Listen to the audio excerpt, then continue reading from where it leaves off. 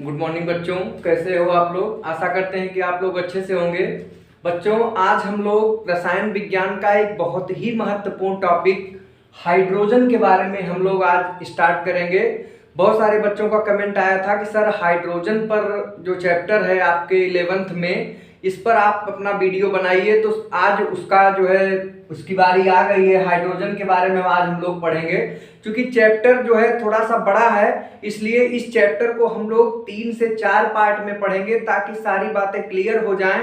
और सारी बातों को जब हम जान पाएंगे तभी हम एक अच्छा सा नोट्स बना पाएंगे और तभी हम अच्छे ढंग से एग्जाम में हम इसके सारे टॉपिक को हम जान पाएंगे, तो उसको अच्छे ढंग से प्रदर्शित कर पाएंगे और हम अच्छा अंक पा सकेंगे।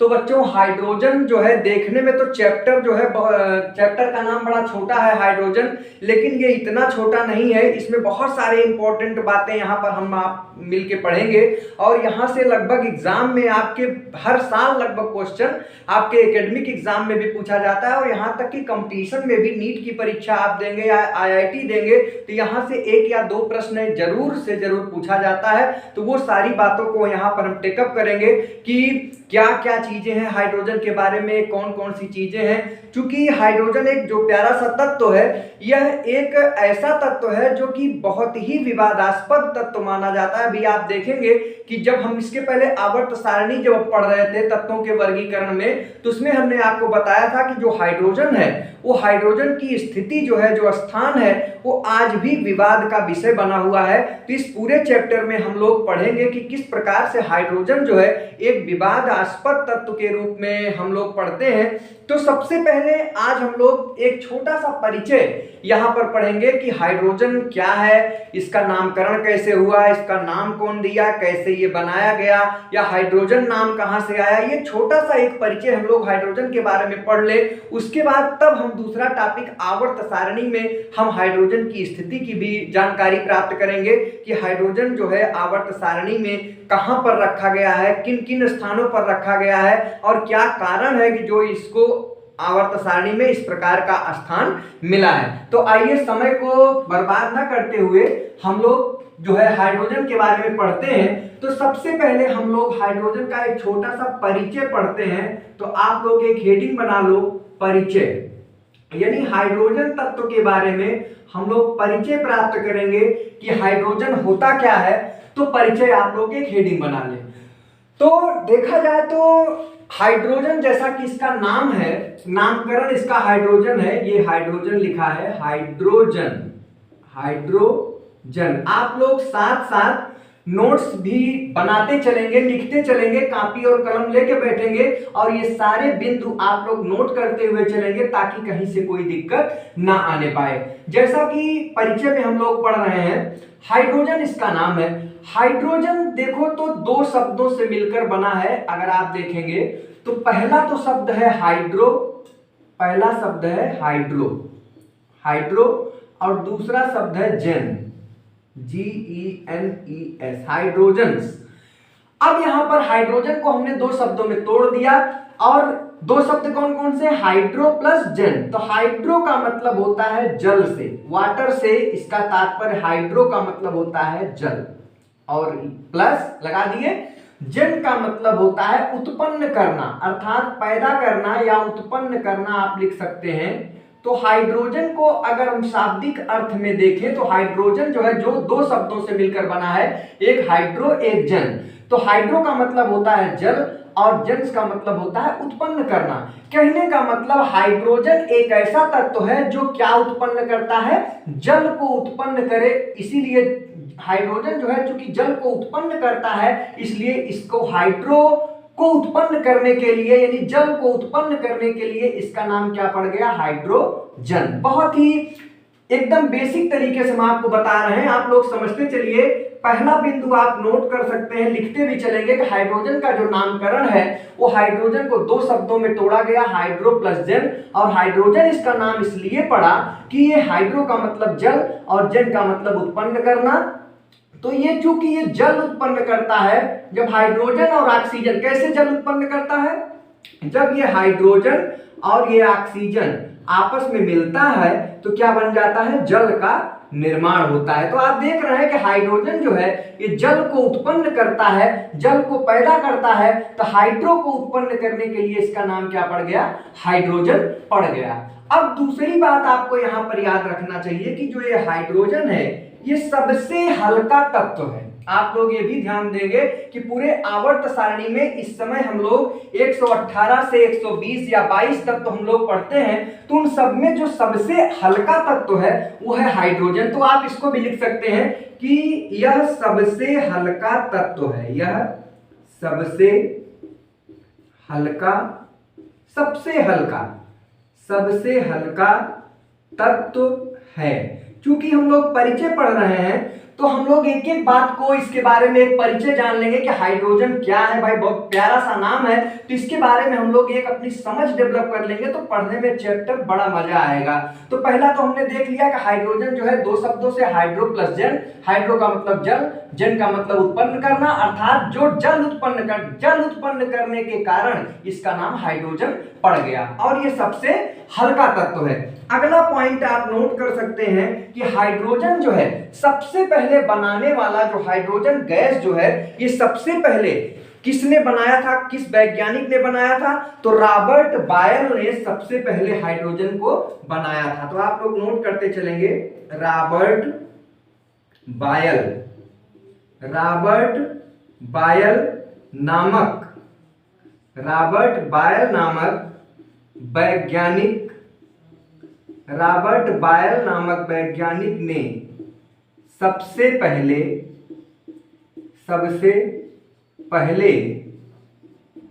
हाइड्रोजन को बनाया था। और कैसे बनाए थे आप लोग ये भी जान ले कि रॉबर्ट बायल ने सबसे पहले हाइड्रोजन को बनाया था लोहे की छीलन में तनु अम्ल का प्रयोग करके। लोहे की छीलन इन्होंने लिया, आयरन की छीलन लिया और उसमें तनु अम्ल को क्रिया करा के हाइड्रोजन इन्होंने बनाया था। तो आप ये भी चाहे तो नोट कर सकते हैं किसके द्वारा बनाए थे, लोहे की छीलन द्वारा इन्होंने लोहे का छीलन लिया और इस लोहे की छीलन पर इन्होंने तनु अम्ल माने तनु और सांद्र दो होते हैं, तनु का मतलब पतला, सांद्र का मतलब गाढ़ा। तो लोहे की छीलन और तनु अम्ल की जब इन्होंने क्रिया कराई तो इन्होंने क्या पाया, हाइड्रोजन गैस को इन्होंने पाया। सबसे पहले रॉबर्ट बायल ने हाइड्रोजन गैस को बनाया था।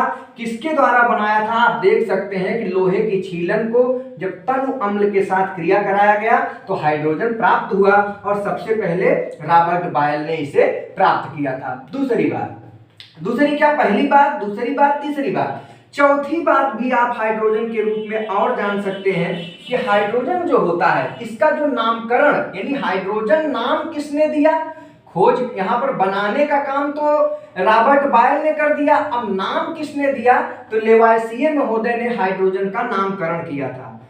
हाइड्रोजन, इसको भी नोट कर लें, हाइड्रोजन का नामकरण, हाइड्रोजन का नामकरण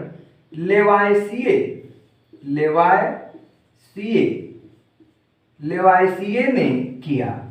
ये छोटी छोटी बातें हम लोग कंपटीशन में पूछा जाता है, इसलिए हम एक परिचय के रूप में हम लोग जान रहे हैं कि हाइड्रोजन का नामकरण जो है किसने किया, लेवाइसिए ने किया।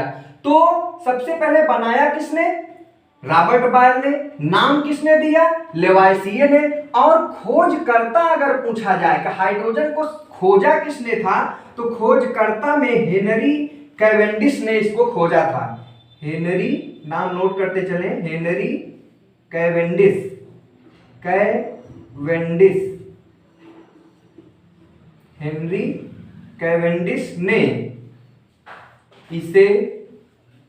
हेनरी कैवेंडिश ने इसे खोजा था। इसे माने हाइड्रोजन को खोजा था।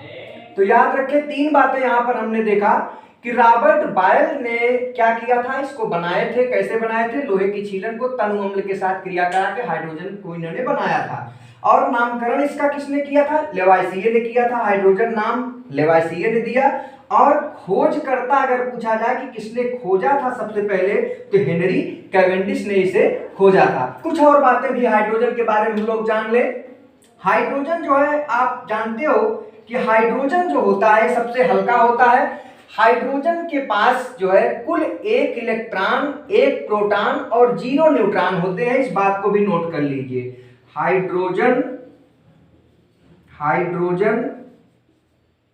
के पास 1 इलेक्ट्रॉन कामा 1 प्रोटॉन और 0 न्यूट्रॉन, यानी न्यूट्रॉन इसमें नहीं होता, शून्य न्यूट्रॉन होते हैं। ये बात भी आपको याद रखना चाहिए, शून्य न्यूट्रॉन होते हैं। तो आपने देखा कि हाइड्रोजन जो होते हैं उनके बारे में एक छोटा सा परिचय हमने देखा कि पहली बात तो हमने देखा कि हाइड्रोजन जो है 2 शब्दों से, हाइड्रो प्लस जेन। हाइड्रो का मतलब जल, जेन का मतलब उत्पन्न करना, अर्थात हाइड्रोजन नाम इसका इसलिए पड़ा क्योंकि ये जल को उत्पन्न करता है। हाइड्रोजन जब ऑक्सीजन के साथ क्रिया करता है तो जल उत्पन्न होता है, इसलिए इसका नाम हाइड्रोजन पड़ गया। यह सबसे हल्का तत्व है। पीरियोडिक टेबल में आप देखेंगे कि जितने तत्व हैं उसमें सबसे हल्का तत्व हाइड्रोजन है। दूसरा जो है हमने आपको बताया कि सबसे पहले जो है रॉबर्ट बायल ने इसे इस हाइड्रोजन को बनाए थे। उन्होंने कैसे बनाया था? लोहे की छीलन को तनु अम्ल के साथ क्रिया करा के हाइड्रोजन को बनाया था। और हाइड्रोजन का नामकरण किसने किया था? लेवाइसिए महोदय ने किया था। उसके बाद अगर खोजकर्ता के बारे में पूछा जाए, सबसे पहले खोजा किसने था? तो हेनरी कैवेंडिश ने हाइड्रोजन को खोजा था। और हाइड्रोजन में 1 इलेक्ट्रॉन, 1 प्रोटॉन और 0 न्यूट्रॉन पाए जाते हैं। तो ये एक छोटा सा परिचय हाइड्रोजन के बारे में हुआ कि हाइड्रोजन क्या है, कैसे नामकरण पड़ा, कितने इलेक्ट्रॉन कितने प्रोटॉन होते हैं, इसका एक स्क्रीनशॉट ले लीजिए। इसके बाद अब हम लोग हाइड्रोजन के बारे में चर्चा करेंगे कि हाइड्रोजन जो होता है उसकी आवर्त सारणी में स्थिति क्या है, जो कि अगला टॉपिक हमारा होगा। इसका आप एक स्क्रीनशॉट ले लीजिए। तो हम लोग पढ़ेंगे कि हाइड्रोजन का आवर्त सारणी में क्या स्थिति है। आइए एक एक करके हम लोग समझते चलते हैं। अब हम लोग परिचय जान गए हैं कि हाइड्रोजन क्या है, किस प्रकार से है, किसने खोजा था। अब हम लोग हाइड्रोजन को आवर्त सारणी में पढ़ेंगे, क्योंकि जो अगला टॉपिक है हम लोगों का वो है आवर्त सारणी में हाइड्रोजन की स्थिति। जैसा कि आपको मैंने बताया था, जब तत्वों का आवर्त वर्गीकरण मैं आपको पढ़ा रहा था तो उस समय भी मैंने बताया था कि आज भी आवर्त सारणी में कुछ ऐसे विवादित विषय हैं जो कि आज भी सॉल्व नहीं हो पाया है। उसमें एक विवाद ये भी है कि आज जो आवर्त सारणी हम लोग आधुनिक आवर्त सारणी पढ़ते हैं उसमें भी हाइड्रोजन एक विवादित तत्व के रूप में है। और विवादित इसलिए है कि हाइड्रोजन को जो है आवर्त सारणी में दो स्थान पर रखा गया है। पहला स्थान तो पहले वाले ग्रुप में ये क्षार धातुओं के साथ रखा गया है, और दूसरा जो है इस 17वें ग्रुप में हैलोजन के साथ इसे रखा गया है। तो कहीं ना कहीं अगर देखा जाए तो ये अकेला तत्व दो स्थान पर अपना स्थान ग्रहण किया है, यानी ना यहाँ पर पूरा है ना वहां पर पूरा है। तो कहने का मतलब यह है कि कुछ तत्व ऐसे हैं जिनको आवर्त सारणी में स्थान ही नहीं दिया गया, और कुछ ये ऐसा तत्व है जिसको दो स्थान मिला। इसलिए ये हमारे लिए, हमारे एग्जामिनेशन पॉइंट ऑफ व्यू के लिए ये इंपॉर्टेंट हो जाता है कि इसकी स्थिति की हम जानकारी प्राप्त करें कि ऐसी कौन सी बात है कि जिसके कारण हाइड्रोजन को आवर्त सारणी में दो स्थान दिया गया। तो हेडिंग आप लोग बना लें, आवर्त सारणी में हाइड्रोजन की स्थिति। आवर्त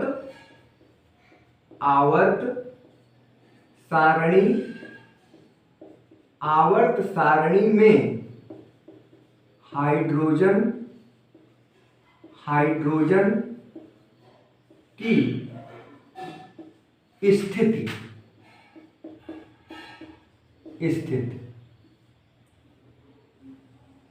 हाइड्रोजन की स्थिति।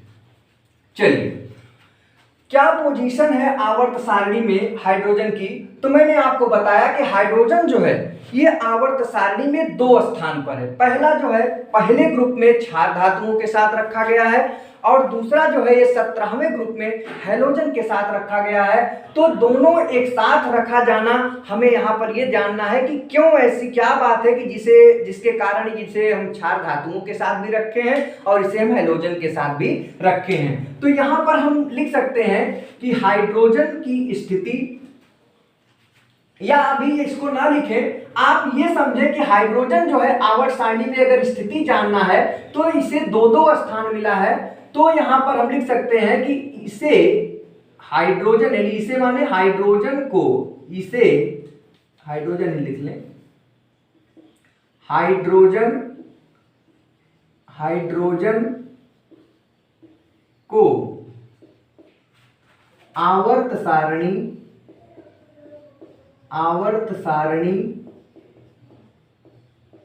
में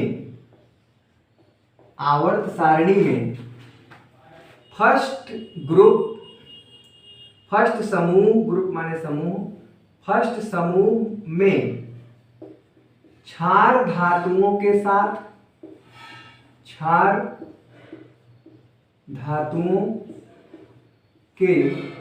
साथ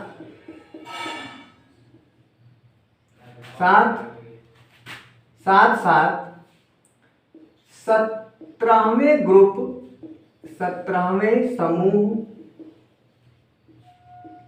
में हैलोजन क्या है? Fluorine, chlorine, bromine, iodine. 17वें समूह में हैलोजन, इसको यक्ष से प्रदर्शित करते हैं हैलोजन को। हैलोजन 17वें समूह में हैलोजन के साथ भी रखा गया है।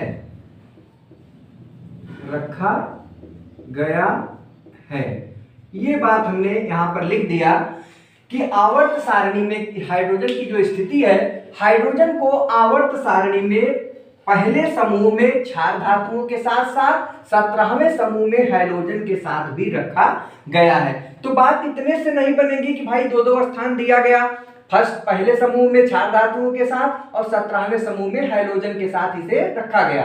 तो अब हम ये जानेंगे कि इसे पहले समूह में यानी क्षार धातुओं के साथ इसे क्यों रखा गया और 17वें ग्रुप में हैलोजन के साथ इसे क्यों रखा गया। तो जाहिर सी बात है कि आप जब पीरियोडिक टेबल जब आप पढ़ रहे थे, तत्वों का आवर्त वर्गीकरण जब आप पढ़ रहे थे, तो उसमें बताया गया था, मैंने आपको बताया था कि आवर्त सारणी में जो एक ग्रुप में जो तत्व रखे गए हैं उनके गुणों में क्या है? समानता है। जैसे क्षार धातुएं लिथियम है, सोडियम है, पोटेशियम है, ये सारे तत्व जो है क्या है? फर्स्ट ए में रखे गए हैं। इसलिए रखे गए हैं कि क्योंकि इनके गुणों में क्या है? समानता है। तो इन्हीं क्षार धातुओं के साथ हाइड्रोजन भी रखा गया है। तो जाहिर सी बात है कि क्षार धातुओं का जो गुण होगा वो हाइड्रोजन भी प्रदर्शित करता होगा, तभी इसको क्षार धातुओं के साथ रखा गया। यानी दूसरे शब्दों में हम ये कह सकते हैं कि हाइड्रोजन जो है वो क्षार धातुओं के साथ समानता रखता है, तभी उसको क्षार धातुओं के साथ फर्स्ट ए ग्रुप में रखा गया है। और अगर 17वें ग्रुप में फ्लोरीन, क्लोरीन, ब्रोमीन, आयोडीन यानी हैलोजन के साथ अगर इसे वहां भी रखा गया है, तो वहां पर भी इसका मतलब यह हुआ कि हैलोजन जो है उनके गुणों से इनकी इस हाइड्रोजन की समानता होगी। यानी जो गुण हैलोजन प्रदर्शित करते हैं वो हाइड्रोजन भी प्रदर्शित करता होगा, तभी उसको वहां पर भी स्थान मिला। तो अब हम बारी बारी से पढ़ेंगे कि क्षार धातुओं के साथ हाइड्रोजन की कौन कौन सी समानता है और हैलोजन के साथ हाइड्रोजन की कौन कौन सी समानता है, इसको अलग अलग हम लोग पढ़ेंगे। तो आप लोग हेडिंग बना लें कि क्षार धातुओं के साथ समानता। हेडिंग बना लें अगला, क्षार धातुओं, ये क्षार धातु कहां पर है? पहला फर्स्ट समूह, फर्स्ट ग्रुप, क्षार धातुओं से समानता। ये एक हेडिंग लगा लें आप लोग कि हाइड्रोजन जो है वो क्षार धातुओं के साथ रखा गया है। तो कौन कौन से ऐसे गुण हैं जो क्षार धातुएं प्रदर्शित करती हैं और उसके साथ साथ हाइड्रोजन भी प्रदर्शित करता है। तो आप एक हेडिंग बना लें कि क्षार धातुओं से समानता। किसकी समानता? हाइड्रोजन की समानता। कि कौन कौन सा ऐसा गुण है हाइड्रोजन के अंदर जो क्षार धातुएं भी प्रदर्शित करती हैं और हाइड्रोजन भी प्रदर्शित करता है। तो सबसे पहला जो है अगर आप देखेंगे तो क्षार धातुओं के साथ जो हाइड्रोजन जो प्रदर्शित करता है गुण वो है इलेक्ट्रॉनिक विन्यास। क्या है इलेक्ट्रॉनिक विन्यास? जैसा कि आप लोग जानते हैं कि क्षार धातुएं जो होती हैं इनके बाहरी कोश में चाहे लिथियम है, सोडियम है, पोटेशियम है, ये सभी जितने धातुएं हैं जो क्षार धातुएं हैं जो पहले ग्रुप में रखी गई हैं, इनका इलेक्ट्रॉनिक विन्यास क्या है? इनके बाहरी कोश में एक इलेक्ट्रॉन है। तो बाहरी कोश में एक इलेक्ट्रॉन होने के नाते इनका इलेक्ट्रॉनिक विन्यास क्या है? एकदम एक जैसा है, समान है। तो हाइड्रोजन के पास भी अभी हमने आपको परिचय में बताया था कि हाइड्रोजन के पास भी कुल एक ही इलेक्ट्रॉन है। तो एक इलेक्ट्रॉन इसके पहले कोश में कह लीजिए, चाहे वही एक अंतिम कोश होगा, चाहे पहला एक ही कक्षा है, एक ही कक्षा में एक इलेक्ट्रॉन इसमें भी पाया जाता है। तो आप कह सकते हैं कि जिस प्रकार से क्षार धातुओं का इलेक्ट्रॉनिक विन्यास, क्षार धातुओं के बाहरी कोश में एक इलेक्ट्रॉन पाया जाता है और जो इलेक्ट्रॉनिक विन्यास क्षार धातुएं प्रदर्शित करती हैं, ठीक उसी प्रकार से हाइड्रोजन भी एक इलेक्ट्रॉन अपने बाहरी कोश में रखता है और ठीक उसी प्रकार से इलेक्ट्रॉनिक विन्यास प्रदर्शित करता है। तो पहला हेडिंग आप बना सकते हैं, पहली जो समानता है इलेक्ट्रॉनिक विन्यास में समानता।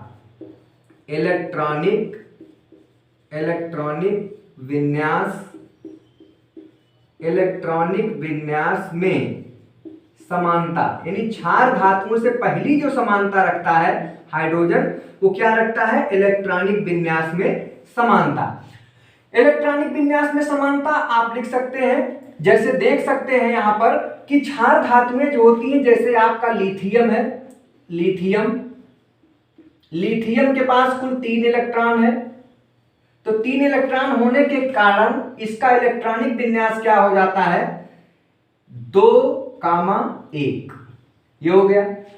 सोडियम का ले लीजिए Na, इसका जो है परमाणु क्रमांक 11 है, इलेक्ट्रॉन इसमें 11 है। इसका इलेक्ट्रॉनिक विन्यास देखा जाए तो 2,8,1।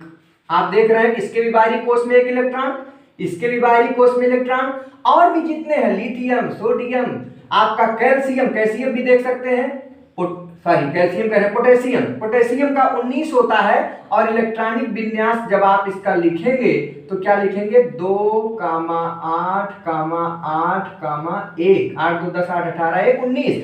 तो आप देख रहे हैं कि जितने क्षार धातुएं होती हैं उनका इलेक्ट्रॉनिक विन्यास जब आप देखेंगे तो बाहरी कोश में एक इलेक्ट्रॉन है। तो हाइड्रोजन का भी आप देख सकते हैं, यहां पर अभी ना करके यहां पर आप देखें, हाइड्रोजन के बारे में अगर देखें तो हाइड्रोजन के पास भी कुल एक इलेक्ट्रॉन है ही है। एक इलेक्ट्रॉन होने के नाते इसका एक ही कक्षा होगा, इसके भी बाहरी कोश कह लीजिए चाहे पहली कोश कह लीजिए, इसका भी इलेक्ट्रॉनिक विन्यास क्या है? इसके बाहरी कोश में एक इलेक्ट्रॉन होगा।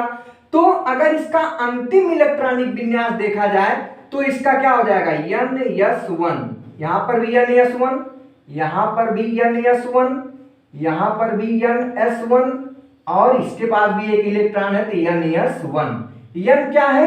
बाहरी कोश की संख्या है। N क्या है? बाहरी कोश की संख्या। तो यहां पर देख रहे हैं कि इसके भी बाहरी कोश में N का मतलब बाहरी कोश में लिथियम का इलेक्ट्रॉनिक विन्यास क्या है? बाहरी कोश का NS1, सोडियम के बाहरी कोश का इलेक्ट्रॉनिक विन्यास NS1, पोटेशियम के बाहरी कोश का इलेक्ट्रॉनिक विन्यास NS1, और हाइड्रोजन का भी बाहरी कोश कह लीजिए कहीं इलेक्ट्रॉन है तो NS1। तो आप देख सकते हैं कि इलेक्ट्रॉनिक विन्यास में क्या है? समानता है। जिस प्रकार से क्षार धातुओं का इलेक्ट्रॉनिक विन्यास है उसी प्रकार से हाइड्रोजन भी इलेक्ट्रॉनिक विन्यास प्रदर्शित कर रहा है। तो आप कह सकते हैं कि इलेक्ट्रॉनिक विन्यास में समानता है। तो आप इस बात को नोट यहां पर लिख सकते हैं कि क्षार धातुओं की तरह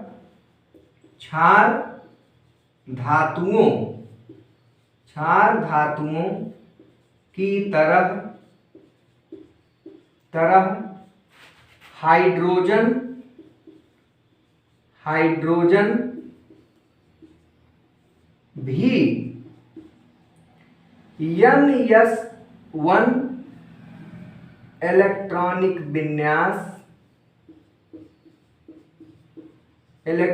विन्यास प्रदर्शित करता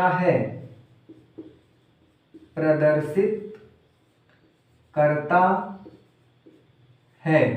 यानी पहली जो समानता आपने देखा क्षार धातुओं के साथ, वो है इलेक्ट्रॉनिक विन्यास में समानता। आप देख रहे हैं कि पहली समानता इलेक्ट्रॉनिक विन्यास में समानता है। दूसरा जो है समानता आप देख सकते हैं, जो हाइड्रोजन जो है वो दूसरी समानता जो है रखता है, वो है धन विद्युतीय गुण। आप हेडिंग बना सकते हैं, अगला जो है धन विद्युतीय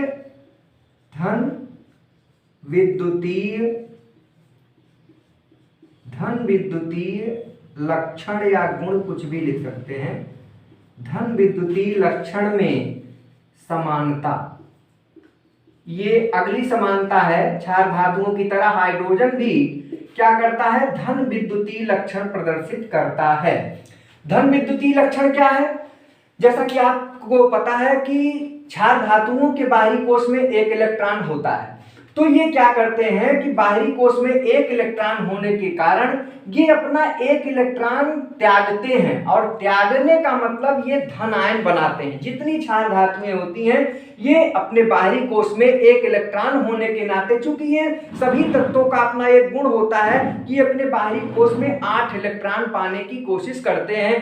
तो 8 इलेक्ट्रॉन पाने का मतलब हुआ कि या तो इन्हें कोई 7 इलेक्ट्रॉन दे दे तब ये 8 हो जाएंगे, या ये अपना एक इलेक्ट्रॉन किसी को दे दे और दे के अपनी तीसरी कक्षा, यहाँ पर जैसे यहाँ पर दूसरी कक्षा है, इसके पास तीसरी कक्षा में, यहाँ पर चौथी कक्षा में, तो वो कक्षा यहाँ पर क्या हो जाएगा, खत्म हो जाएगा, और उसके पहले वाली कक्षा में ऑलरेडी 8 इलेक्ट्रॉन है। तो ये टेंडेंसी जो क्षार धातुओं में है कि अपने बाहरी कोश में 8 इलेक्ट्रॉन पूरा करने के लिए ये एक इलेक्ट्रॉन को देते हैं, दूसरे तत्वों को, दूसरे परमाणुओं को एक इलेक्ट्रॉन देकर ये धन आयन बनाते हैं। तो हाइड्रोजन भी, चूंकि हाइड्रोजन के पास भी एक ही इलेक्ट्रॉन है, तो जिस प्रकार से क्षार धातुएं एक इलेक्ट्रॉन देकर धन आयन बनाते हैं और धन विद्युतीय गुण प्रदर्शित करते हैं, ठीक उसी प्रकार से आपका हाइड्रोजन भी एक इलेक्ट्रॉन को त्याग कर ये धनायन बनाता है और धन विद्युतीय गुण प्रदर्शित करता है। आपने यहां पर देखा, तो आप लिख सकते हैं कि क्षार धातुओं की तरह, क्षार धातुओं की तरह हाइड्रोजन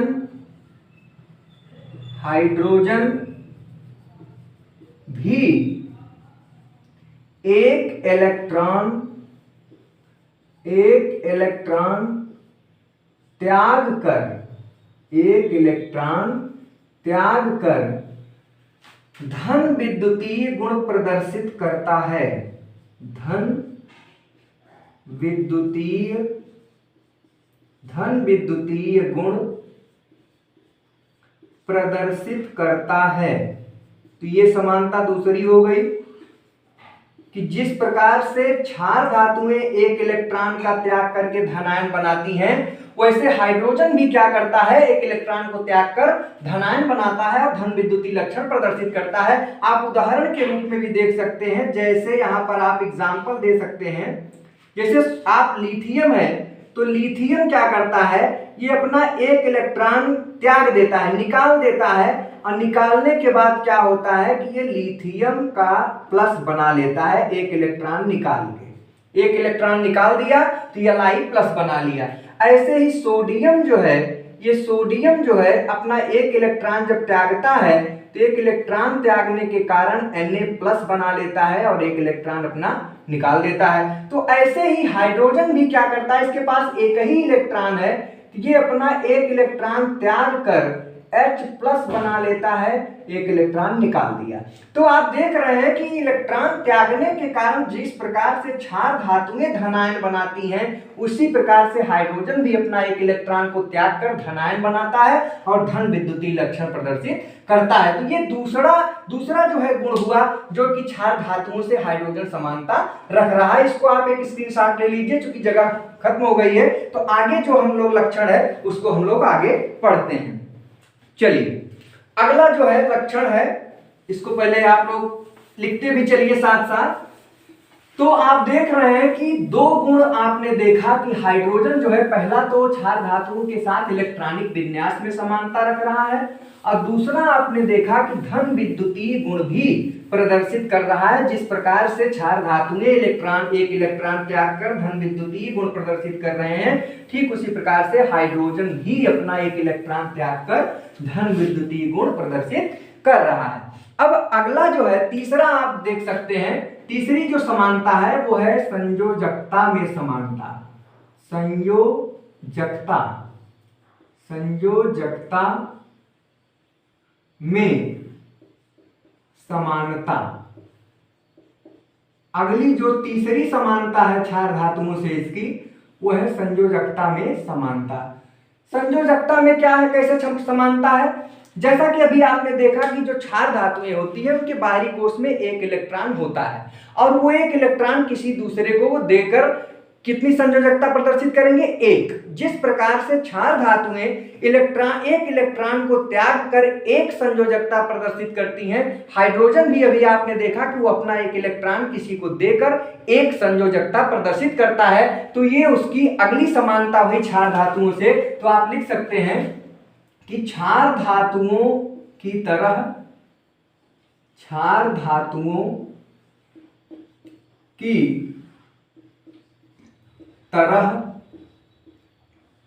हाइड्रोजन, क्षार धातुओं की तरह हाइड्रोजन भी एक इलेक्ट्रॉन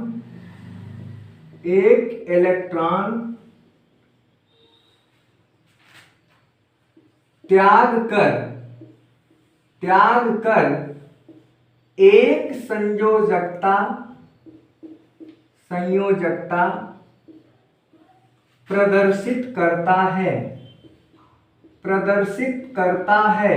बहुत ही सिंपल बात है कि जिस प्रकार से क्षार धातुएं अपना एक इलेक्ट्रॉन देती हैं, कोई भी अगर यौगिक बनता है तो क्षार धातुएं क्या करती हैं? अपना एक इलेक्ट्रॉन त्यागती हैं, दे देती हैं। तो देकर जितना इलेक्ट्रॉन ही इन्वॉल्व होते हैं जब कोई यौगिक बनता है, कोई रासायनिक अपक्रिया होती है, तो जितने इलेक्ट्रॉन का लेन देन होता है वही उसकी संयोजकता होती है। तो क्षार धातुएं चूंकि एक इलेक्ट्रॉन देती है तो एक इलेक्ट्रॉन हाइड्रोजन भी देता है। इसलिए जिस प्रकार से जैसे मान लीजिए लिथियम है, तो लिथियम की संयोजकता कितनी है? एक, क्योंकि एक इलेक्ट्रॉन दे रहा है।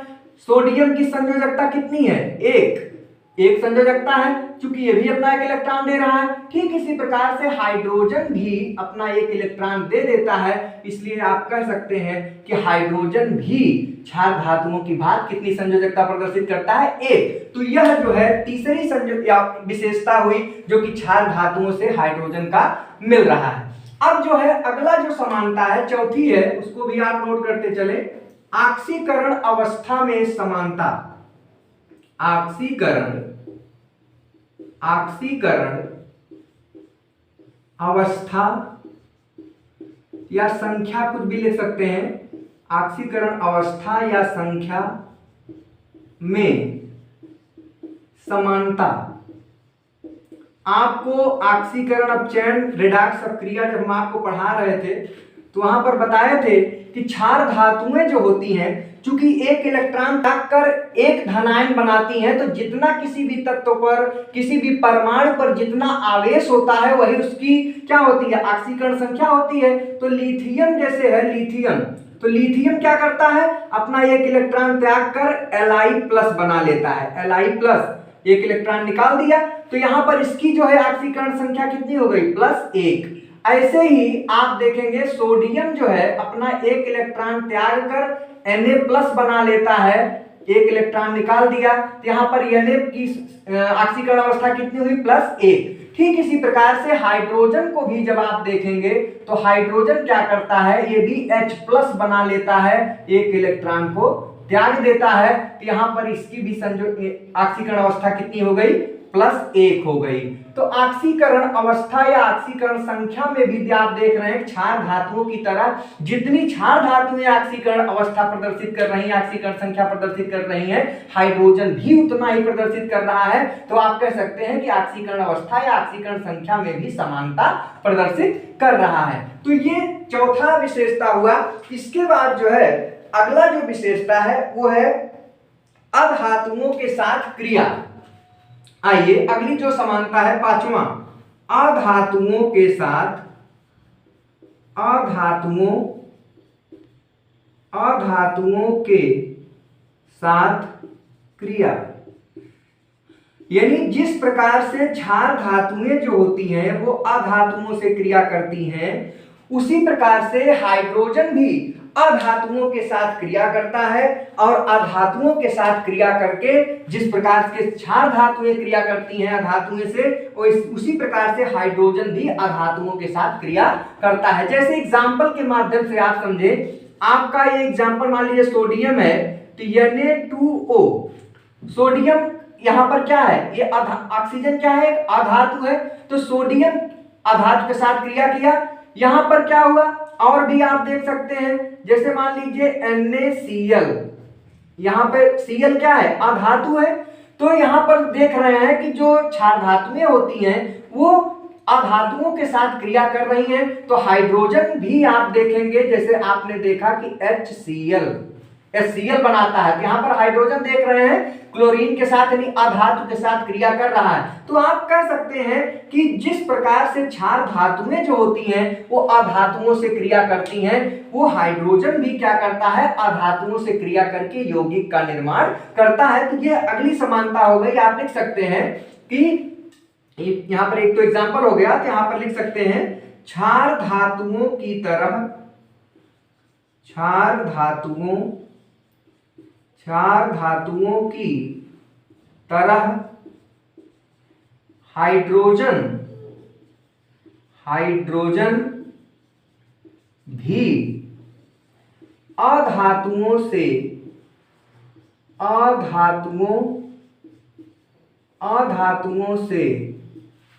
क्रिया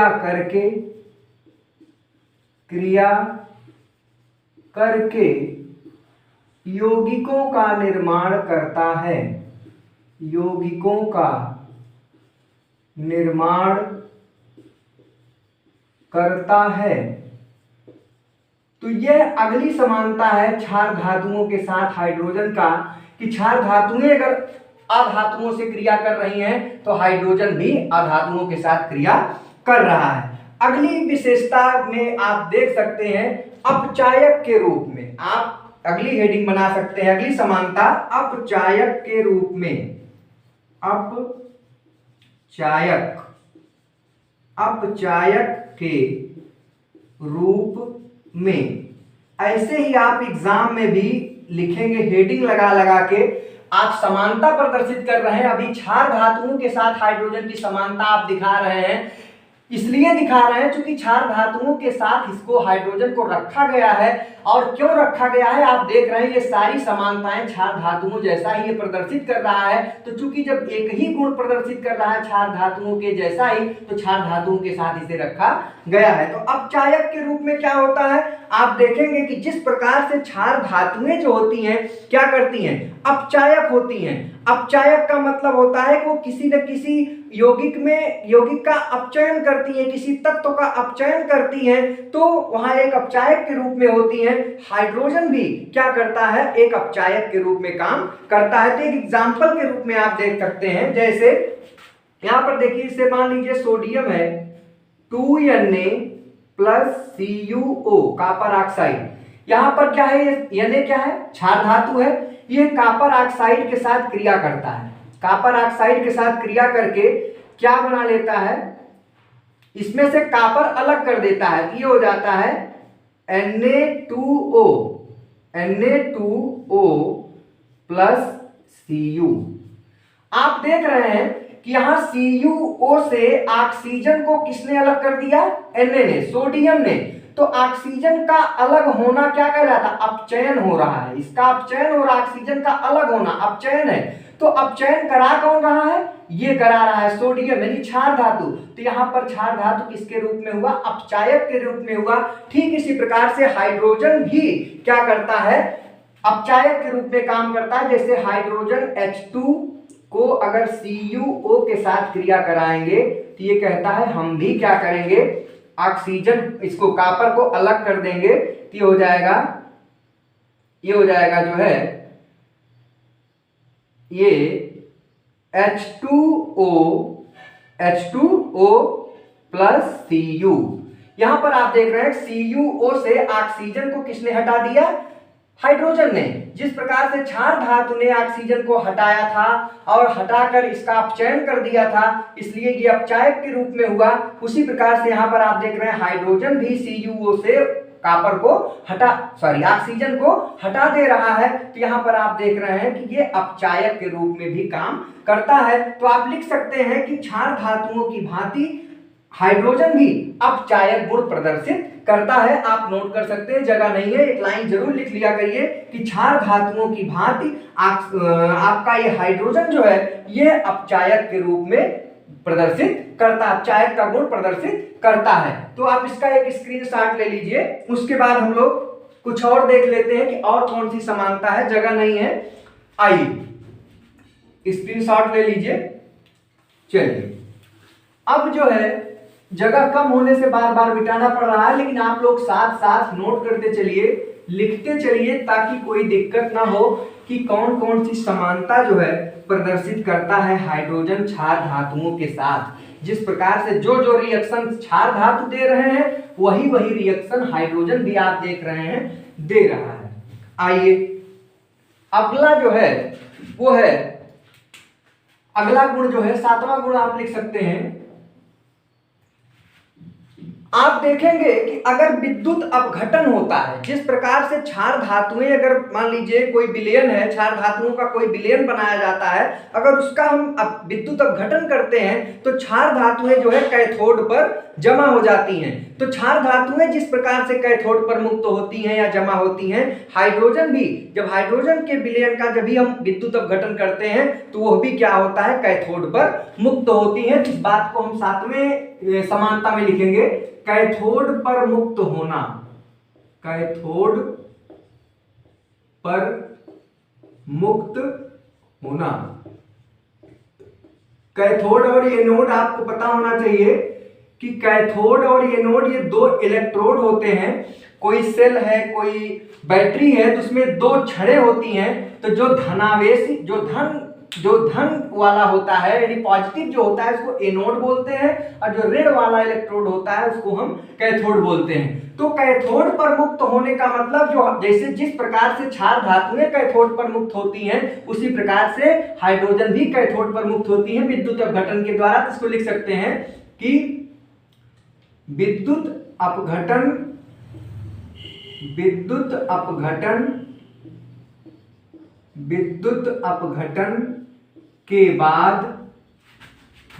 अपघटन के बाद क्षार धातुओं की तरह हाइड्रोजन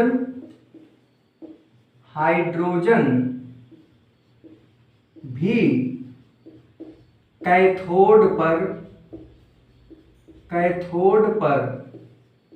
मुक्त होता है, यानी जमा होता है। जिस प्रकार से क्षार धातुओं का जब विद्युत अपघटन किया जाता है, जैसे एक एग्जांपल हम ले लेते हैं, जैसे NaCl है, सोडियम क्लोराइड का अगर जलीय विलयन है, इसका अगर हम विद्युत अपघटन करते हैं, इसका जो है विद्युत अपघटन करते हैं, अपघटन माने तोड़ना। जब इसमें बिजली प्रवाहित करते हैं, इसका जलीय विलयन हो, सोडियम क्लोराइड का जलीय विलयन ले, और उसमें जब हम बिजली प्रवाहित करते हैं, विद्युत अपघटन करते हैं, तो ये टूट जाता है, और ये टूटता है Na+ और Cl- में। तो Na+ क्या है, क्षार धातु है, तो Na+ जो है किस पर जाएगा, प्लस जो है माइनस इलेक्ट्रोड पर जाता है, यानी कैथोड पर, और ये जो Cl- है ये एनोड पर जाता है, प्लस पर, विपरीत इलेक्ट्रोड पर जाते हैं। तो ये जो है कैथोड पर जाके जमा होता है, कैथोड पर, ये कैथोड पर जाएगा, ये एनोड पर जाएगा। ऐसे ही हाइड्रोजन भी आप देख सकते हैं कि जैसे HCl है, HCl, तो ये Cl का जब विद्युत अपघटन करते हैं तो ये क्या होगा, H+ Cl- में टूट जाता है, और H प्लस जो है कैथोड पर, चूंकि ये भी ऋण इलेक्ट्रोड की ओर जाएगा, यानी कैथोड पर ये भी जाके मुक्त होता है। तो आप देख सकते हैं कि जिस प्रकार से क्षार धातुएं विद्युत अपघटन करने पर क्षार धातुएं जो है कैथोड पर जाके जमा होती हैं, ठीक उसी प्रकार से आपका हाइड्रोजन भी विद्युत अपघटन करने पर कैथोड पर जाके मुक्त होता है। इसका भी आप एक स्क्रीनशॉट ले लीजिए। तो आप ये देख सकते हैं कि बहुत सारे ऐसे समानताएं हैं जो हाइड्रोजन जो है वो क्षार धातुओं के साथ प्रदर्शित कर रहा है। तो हम कह सकते हैं कि जो क्षार धातुओं के साथ जो हाइड्रोजन को रखा गया है पहले ग्रुप में, वो बिल्कुल ठीक है भाई। चूंकि समानता रख रहा है तो उसको क्षार धातुओं के साथ रखा जाना उचित है। तो आप यहां पर लिख सकते हैं कि उपरोक्त समानता के आधार पर यह कहना उचित होगा कि हाइड्रोजन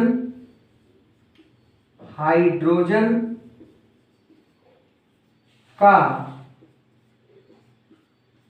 फर्स्ट समूह में क्षार धातुओं के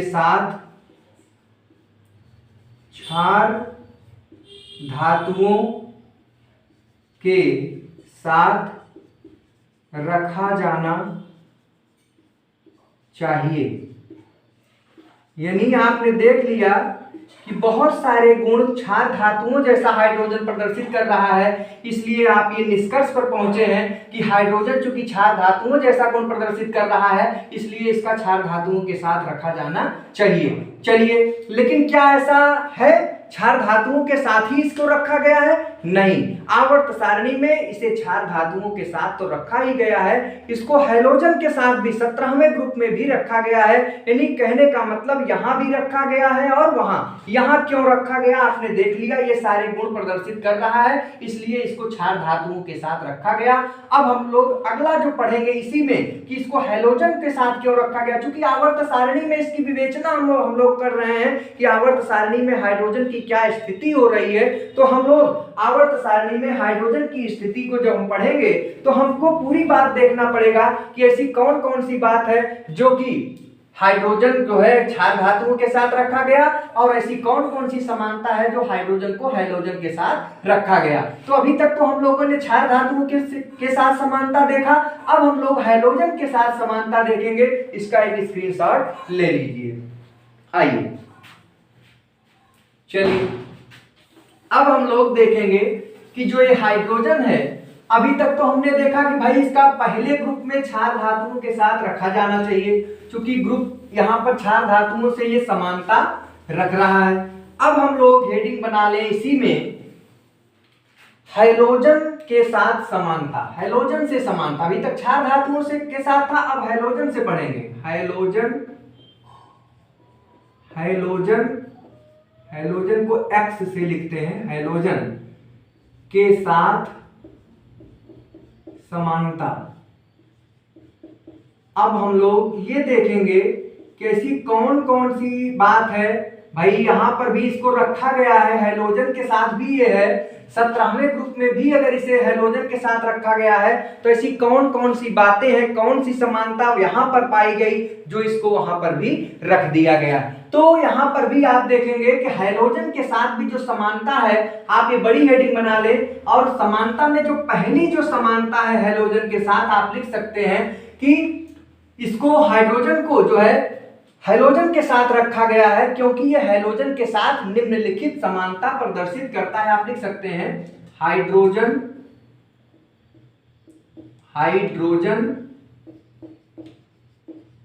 को हैलोजन में क्या क्या है लिख सकते हैं, fluorine, chlorine, bromine, iodine. Hydrogen को हैलोजन के साथ भी रखा गया है, क्योंकि यह हैलोजन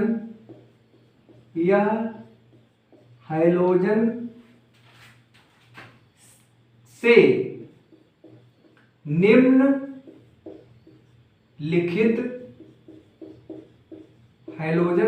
निम्नलिखित समानता रखता है। अब कौन कौन सी समानता हम लोग पढ़ेंगे यहां पर भी कि हाइड्रोजन के साथ इसे जो रखा गया है वो कौन कौन सी समानता है। तो पहला यहां पर जो समानता है, यहां पर भी पहला समानता आप लोग हेडिंग बना लें, इलेक्ट्रॉनिक विन्यास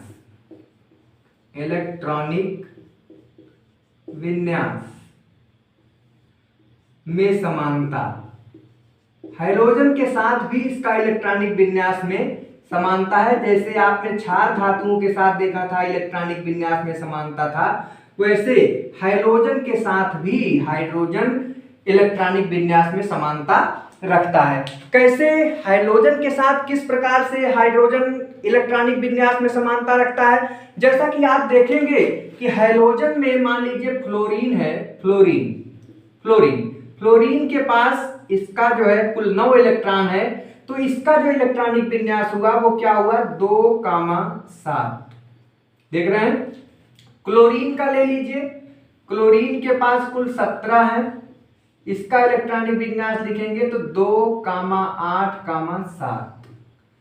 ऐसे ही आप ब्रोमीन और आयोडीन का भी लिखेंगे तो आप देखेंगे कि जितने हैलोजन हैं सबके बाहरी कोश में आप देख रहे हैं 7 इलेक्ट्रॉन है। और 7 इलेक्ट्रॉन होने का मतलब है कि ये सभी हैलोजन अपना 8 पूरा करने के लिए, अष्टक पूरा करने के लिए 1 इलेक्ट्रॉन को ग्रहण करके अपना अष्टक पूरा करेंगे।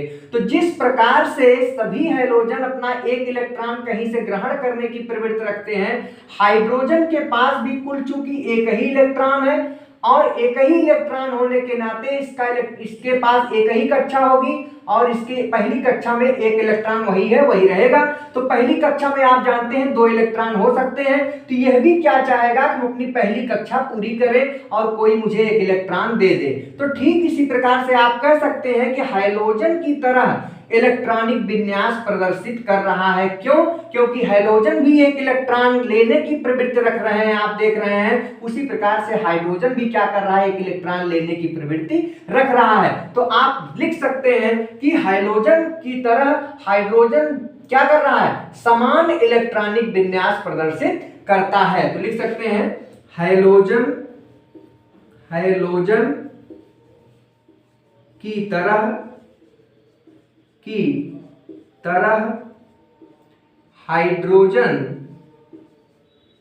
हाइड्रोजन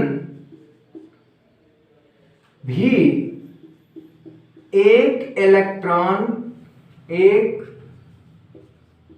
इलेक्ट्रॉन ग्रहण करने की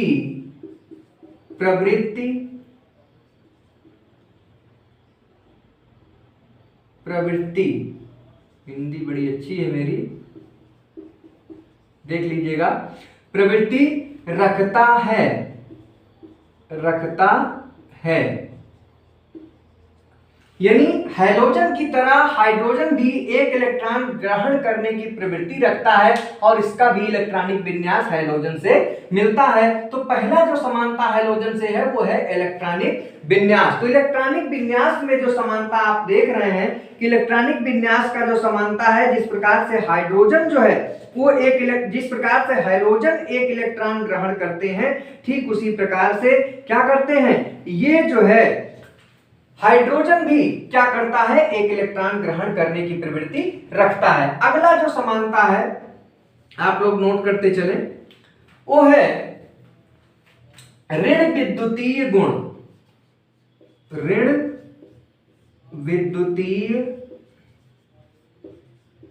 विद्युतीय गुण में समानता अगला जो समानता है हैलोजन के साथ वो है ऋण विद्युतीय गुण में समानता। क्या है ऋण विद्युतीय गुण? जैसा कि हमने आपको बताया था कि ऋण विद्युतीय गुण का मतलब होता है कि इलेक्ट्रॉन ग्रहण करके जो ऋणायन बनाते हैं वो ऋण विद्युतीय गुण कहलाता है। आप देख रहे हैं कि हैलोजन जो होते हैं ये एक इलेक्ट्रॉन ग्रहण करते हैं और ग्रहण करके ऋणायन बनाते हैं। जिस प्रकार से जैसे फ्लोरीन है 2,7 एक इलेक्ट्रॉन ग्रहण करके F- बना लेगा, उसी प्रकार से क्लोरीन क्या करता है, एक इलेक्ट्रॉन ग्रहण करके Cl- बना लेता है। तो हाइड्रोजन भी क्या करेगा, एक इलेक्ट्रॉन ग्रहण करके ऋणायन बना लेगा। तो आप कह सकते हैं कि जिस प्रकार से हैलोजन जो है ऋण विद्युतीय गुण प्रदर्शित कर रहे हैं, हाइड्रोजन भी ऋण विद्युतीय गुण प्रदर्शित करता है। तो आप लिख सकते हैं कि हैलोजन की तरह हाइड्रोजन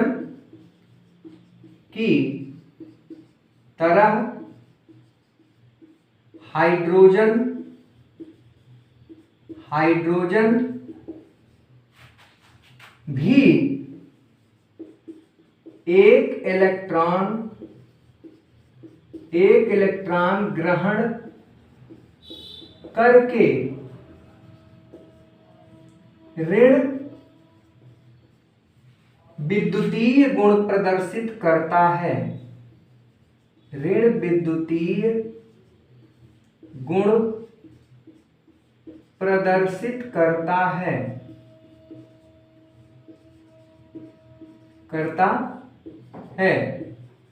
ये दूसरी समानता आपने देखा कि जिस प्रकार से हाइड्रोजन एक इलेक्ट्रॉन ग्रहण करके ऋण विद्युत आयन बनाते हैं, उसी प्रकार से हाइड्रोजन भी एक इलेक्ट्रॉन ग्रहण करके ऋणायन बनाता है और ऋण विद्युतीय गुण प्रदर्शित करता है। अगला जो समानता है वो है, आप देखिए अगला जो है वो है अधात्विक प्रकृति।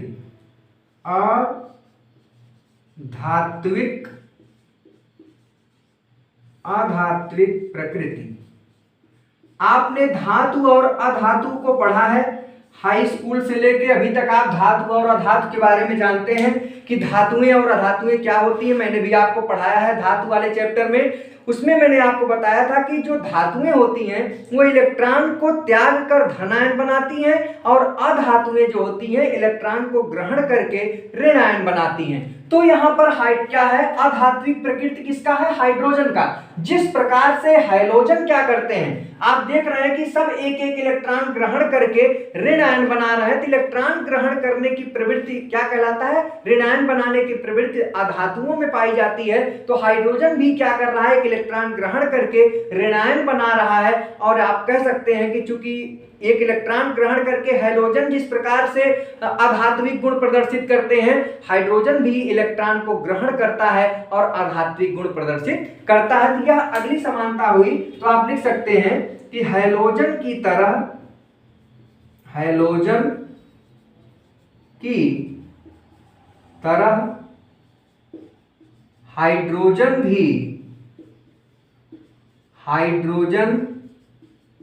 भी एक इलेक्ट्रॉन ग्रहण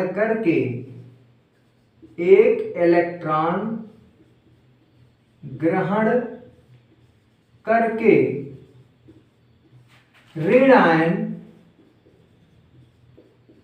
ऋणायन बनाता है।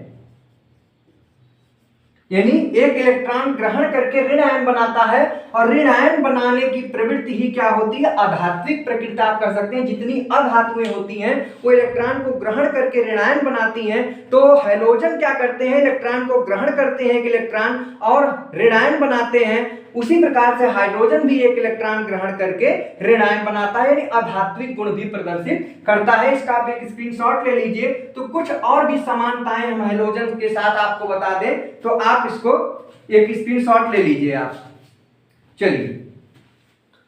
चलिए अगला जो समानता है हैलोजन के साथ उसको भी हम लोग नोट करते चलते हैं। तो क्योंकि हमें ये दिखाना है कि भाई अगर ये हैलोजन के साथ भी रखा है तो जाहिर सी बात है कि हैलोजन से भी इसकी समानता होगी। जैसे भी इसके पहले आपने देखा कि क्षार धातुओं के साथ इसकी समानता मिली, उसी प्रकार से आप देख रहे हैं कि हैलोजन भी जैसे जैसे हैलोजन करते हैं वैसे वैसे ये भी कर रहे हैं। अगला जो है वो है कितना था, चौथा टॉपिक था, चौथा डाल लें, चौथा गुण चौथा था, तीसरा था, इसमें जो है तीसरा ही है, तो तीसरा ही डाल लें। जो आप में संख्या हो आप डाल सकते हैं। गैसीय अवस्था, गैसीय अवस्था, अवस्था, ये क्या है? गैसीय अवस्था। आप जानते हैं हाइड्रोजन में फ्लोरीन और क्लोरीन जो होता है ये गैस अवस्था में होता है। तो जिस प्रकार से भाई जैसे फ्लोरीन क्लोरीन तो गैसीय अवस्था में है, ब्रोमीन जो है ये लाल रंग का द्रव अवस्था में होता है, और आयोडीन सॉलिड अवस्था में यानी ठोस अवस्था में होता है। लेकिन आप देख रहे हैं कि हाइड्रोजन में गैसीय अवस्था फ्लोरीन और क्लोरीन की है। तो ठीक उसी प्रकार से जैसे फ्लोरीन और क्लोरीन गैसीय अवस्था में गैसीय स्थिति में पाई जाती है, उसी प्रकार से हाइड्रोजन भी गैसीय अवस्था में पाई जाती है। तो यानी ये भी एक समानता हो गई। तो आप लिख सकते हैं फ्लोरीन व क्लोरीन, फ्लोरीन व क्लोरीन की तरह हाइड्रोजन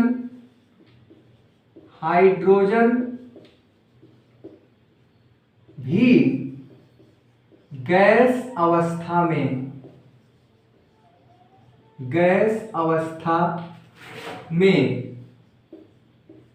पाया जाता है। यानी एक अगली समानता हो गई कि जिस प्रकार से हाइड्रोजन में ज्यादातर गैसीय अवस्था में है, हाइड्रोजन भी गैसीय अवस्था में पाया जाता है। अगला जो है समानता, आप चौथी समानता आप लिख सकते हैं द्विपरमाणुक के रूप में ये पाए जाते हैं। द्विपरमाणुक में ये पाए जाएंगे। तो अगली जो समानता है वो है द्विपरमाणुक या परमाणुकता। आप हेडिंग बना ले, परमाणुकता में समानता, आप हेडिंग बना ले। अगला समानता परमाणुकता, परमाणुकता में समानता। अगली जो समानता है हाइड्रोजन के साथ वो है परमाणुकता में समानता। परमाणुकता क्या है? आप जानते हैं कि जैसे आपका फ्लोरीन है, वो फ्लोरीन क्या है? F2 लिखा जाता है। Cl क्या है? Cl2 के रूप में। Br कैसे लिखा जाता है? Br2 के रूप में पाया जाता है। और आयोडीन जो है I2 के रूप में पाया जाता है। ठीक उसी प्रकार से हाइड्रोजन भी क्या है? H2 के रूप में पाया जाता है। यानी परमाणुकता आप देख रहे हैं कि इसकी जिस प्रकार से हाइड्रोजन की परमाणुकता 2 है, उसी प्रकार से हाइड्रोजन की भी परमाणुकता कितनी है? यानी एक अकेले नहीं, ये 2 परमाणुओं के रूप में पाया जाता है जिसकी परमाणुकता कितनी है? 2। जैसे आप देख रहे हैं कि फ्लोरीन की भी परमाणुकता 2, क्लोरीन की 2, ब्रोमीन की 2, आयोडीन की 2, तो हाइड्रोजन की भी 2 होती है। तो आप देख सकते हैं कि हाइड्रोजन की तरह हाइड्रोजन की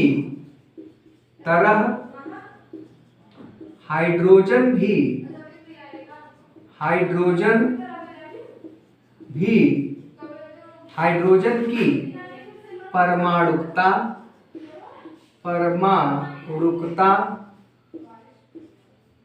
2 होती है।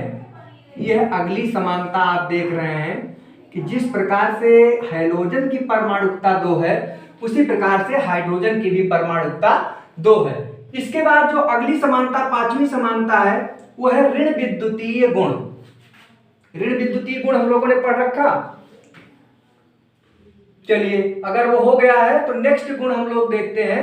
अगला जो है गुण वो है एनोड पर मुक्त होना। एनोड पर मुक्त होना।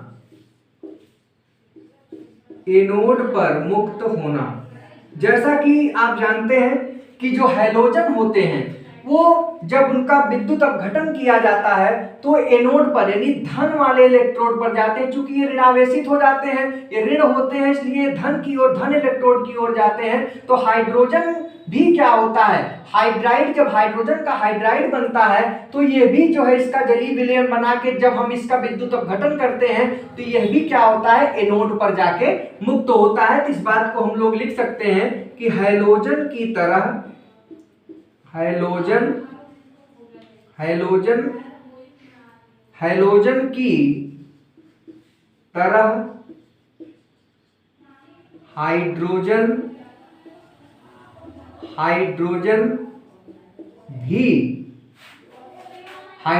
भी विद्युत अपघटन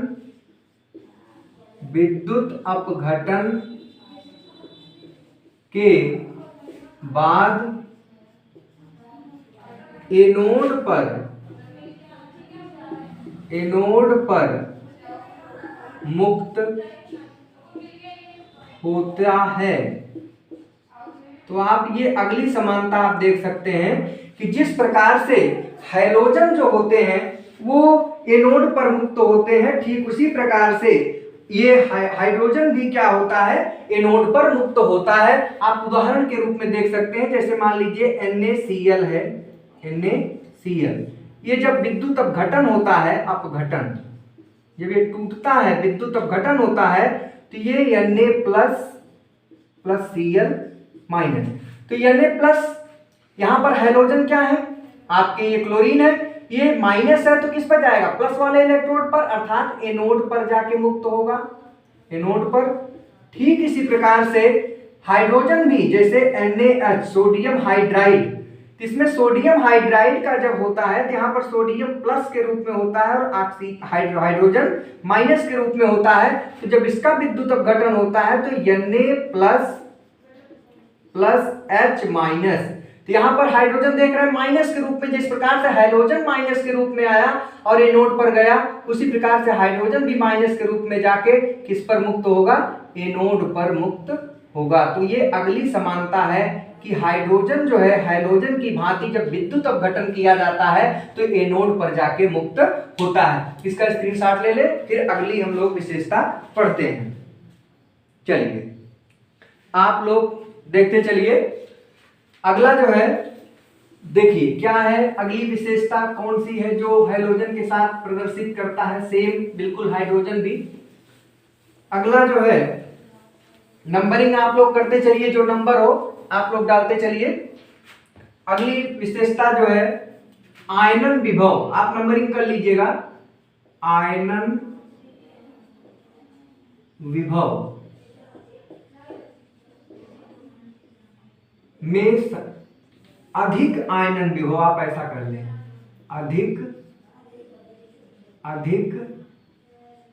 आयनन विभव, अधिक आयनन विभव, ये अगली समानता है। ठीक उसी प्रकार से आप देख सकते हैं कि जो आपका हाइड्रोजन है वो आयनन विभव, जिस प्रकार से हाइड्रोजन क्या करता है, हैलोजन जो होते हैं, हैलोजन का आयनन विभव बहुत ज्यादा होता है।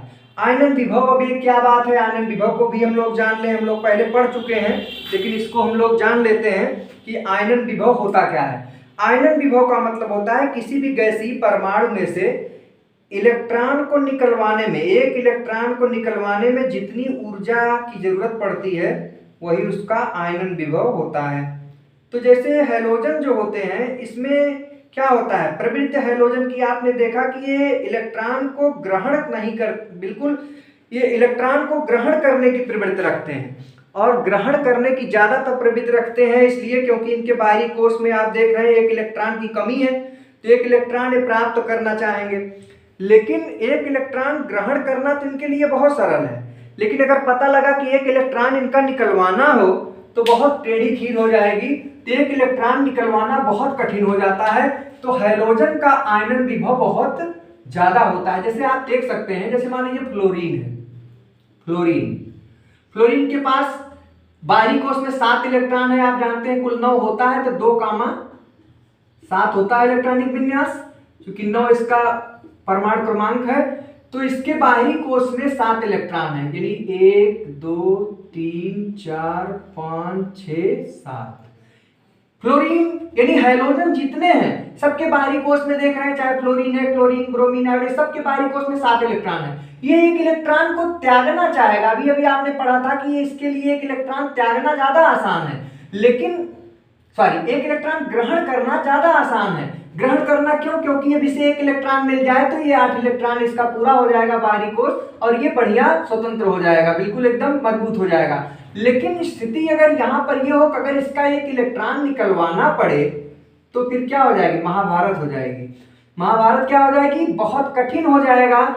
चूंकि कठिन इसलिए हो जाएगा कि ये फ्लोरीन जो है तो इसका आकार भी बहुत छोटा है। आकार मतलब जैसे जैसे हम आवर्त सारणी में बाएं से दाएं की ओर जाते हैं तो क्या होता है? परमाणु त्रिज्या कम होती जाती है। तो परमाणु त्रिज्या कम होने का मतलब है कि बाहरी कोश में जो इलेक्ट्रॉन है उसका नाभिक का प्रभाव बहुत ज्यादा बढ़ता जाता है। नाभिक इतना ज्यादा उसको पकड़े रहता है कि उस इलेक्ट्रॉन को निकालना एकदम कठिन होता है। तो यहाँ पर अगर इसका एक इलेक्ट्रॉन निकलवाना है तो इसे हमें ज्यादा ऊर्जा की जरूरत पड़ेगी, अर्थात एक इलेक्ट्रॉन निकलवाने में जो ऊर्जा दी जाती है वही क्या कहलाता है? आयनन विभव कहलाता है। तो आप कह सकते हैं कि हैलोजन जितने होते हैं इनका आयनन विभव क्या होता है? अधिक होता है। उसी प्रकार से हाइड्रोजन के पास भी स्थिति वही है। हाइड्रोजन के पास भाई कुल एक ही इलेक्ट्रॉन है, एक इलेक्ट्रॉन है। अब एक इलेक्ट्रॉन होने का मतलब अब ये क्या करेगा? अगर इसके पास एक ही इलेक्ट्रॉन है तो एक इलेक्ट्रॉन अगर इसका निकलवाना हो, एक ही इलेक्ट्रॉन है, एक ही इलेक्ट्रॉन निकाल दे तो इसका तो अस्तित्व ही खतरे में आ जाएगा। अभी हम आपको परिचय में पढ़ाए थे कि हाइड्रोजन के पास एक इलेक्ट्रॉन, एक प्रोटॉन और 0 न्यूट्रॉन पाए जाते हैं। आपने देखा तो 0 न्यूट्रॉन। अब यहाँ पर एक इलेक्ट्रॉन निकाल देने का मतलब हुआ कि ये इसका अस्तित्व खतरे में आ जाएगा, इसलिए ये एक इलेक्ट्रॉन आसानी से निकलने नहीं देगा। तो आप कह सकते हैं कि इसके लिए भी बहुत ज्यादा कठिन है। जिस प्रकार से हैलोजन में इलेक्ट्रॉन को निकलवाने में बहुत ज्यादा हमें मशक्कत करनी पड़ेगी, ठीक उसी प्रकार से हाइड्रोजन भी वही करता है। तो आप कह सकते हैं कि जितने हैलोजन हैं, हैलोजन की तरह हाइड्रोजन भी क्या है? आयनन विभव बहुत ज्यादा होता है। अगर इसका इलेक्ट्रॉन निकलवाना हो तो हमें ज्यादा ऊर्जा, बहुत ज्यादा ऊर्जा की जरूरत होगी, और वही ऊर्जा आयनन विभव कहलाता है। तो इसीलिए मैंने लिखा कि अधिक आयनन विभव प्रदर्शित करता है कौन? हाइड्रोजन। तो आप लिख सकते हैं कि हैलोजन की भांति हैलोजन की तरह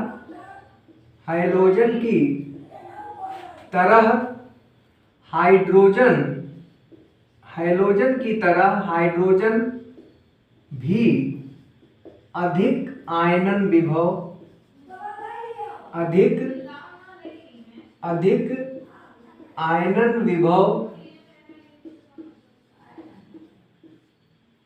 प्रदर्शित करता है। ये अगली समानता है। आप देख रहे हैं कि हैलोजन जिस प्रकार से हैलोजन का आयनन विभव अधिक होता है, ठीक उसी प्रकार से हाइड्रोजन का भी आयनन विभव अधिक होता है। इसके बाद आप देख सकते हैं ऑक्सीकरण अवस्था भी, आप अगला समानता है, हेडिंग बना लें, ऑक्सीकरण अवस्था में समानता। ऑक्सीकरण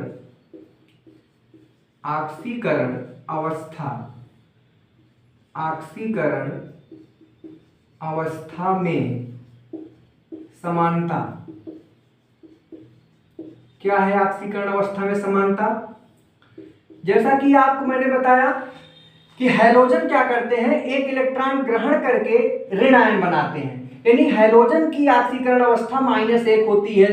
तो हाइड्रोजन भी एक इलेक्ट्रॉन क्या करता है? ग्रहण कर लेता है, और ग्रहण करके माइनस ऋणायन बना लेता है, यानी उसकी भी ऑक्सीकरण अवस्था -1 हो सकती है या होती भी है। तो आप लिख सकते हैं कि ऑक्सीकरण अवस्था में समानता में कि हैलोजन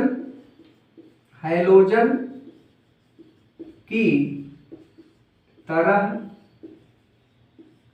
हाइड्रोजन भी एक इलेक्ट्रॉन ग्रहण करके -1 ऑक्सीकरण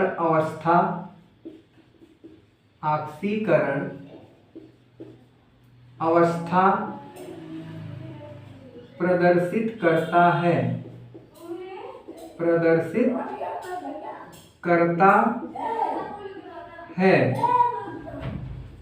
है कि नहीं? एक मिनट आप लोग करिए।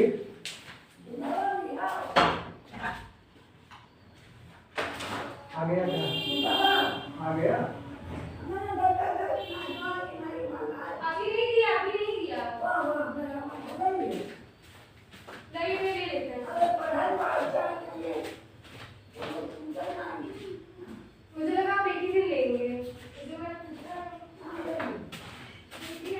तो ये दूध वाले का टाइम और आपके क्लास का टाइम लगभग एक होता है, इसलिए कोलैप कर जाता है। तो ऑक्सीकरण अवस्था में भी आप देख रहे हैं कि हैलोजन की तरह हाइड्रोजन भी क्या करता है, -1 ऑक्सीकरण अवस्था प्रदर्शित करता है। तो ये कुछ ऐसी समानताएं हैं जो आप देख रहे हैं कि हैलोजन के साथ भी हाइड्रोजन प्रदर्शित कर रहा है। तो आप ये कह सकते हैं कि जो अब इतनी समानता को देखने के बाद अब ये आप खुद कह सकते हैं कि हाइड्रोजन जो है ये 17वें ग्रुप में जो हैलोजन के साथ रखा गया है वो बिल्कुल ठीक रखा गया है।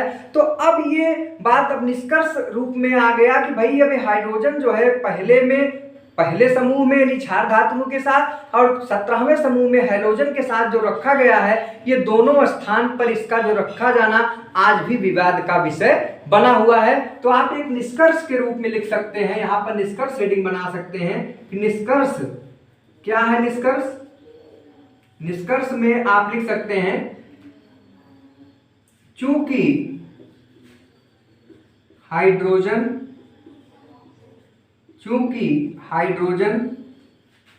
क्षार धातुओं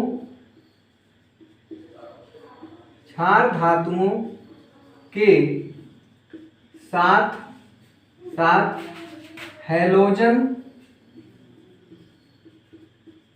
हैलोजन से भी समानता रखता है, अतः इसे आवर्त सारणी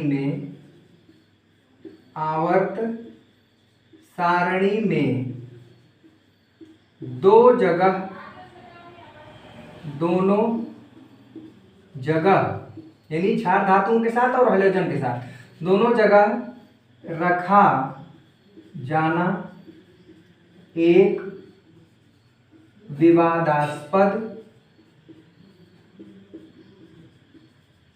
विषय है। ये एक विवादास्पद विषय है। आज भी आवर्त सारणी का एक बहुत ही बड़ा विवाद है जो अभी तक सॉल्व नहीं हुआ। अब आप लोग पढ़ें और पढ़ के वैज्ञानिक बने और हाइड्रोजन को एक सही स्थान आप लोग दे पाएं। आप लोग ये शुभकामना हम करते हैं कि आप लोग मेहनत करके इतना पढ़े कि वैज्ञानिक बने और ताकि आप ये हाइड्रोजन का जो विवाद आज भी है कि आप देख रहे हैं हाइड्रोजन एक ही है लेकिन उसको दो स्थान आवर्त सारणी में दिया गया है। तो आप लोग प्यारे बच्चों इसका एक अच्छा सा नोट्स बनाइएगा। कई बार एग्जाम में पूछा गया है कि हाइड्रोजन का आवर्त सारणी में क्या स्थिति है, तो आपने देखा कि हाइड्रोजन की स्थिति जो है विवादास्पद है। क्यों विवादास्पद है? क्योंकि ये दो स्थान लिया हुआ है, इधर पहले ग्रुप में क्षार धातुओं के साथ, उधर 17वें ग्रुप में हैलोजन के साथ। और क्यों ये दोनों जगह रखा है? आपने देखा कि क्षार धातुओं के साथ भी ये समानता रख रहा है और उधर हैलोजन के साथ भी समानता रख रहा है, इसलिए यह एक विवाद का विषय बना हुआ है। तो आज ये टॉपिक जो था पहला पार्ट हाइड्रोजन का मैंने समाप्त किया। हाइड्रोजन का परिचय मैंने बताया और हाइड्रोजन की आवर्त सारणी में स्थिति की विवेचना हमने की। अगर आपको ये पसंद आया हो ये लेक्चर तो आप लोग इसे लाइक करिए, दोस्तों में आप इसको शेयर करिए और नए हैं तो चैनल को सब्सक्राइब करिए। Thank you so much.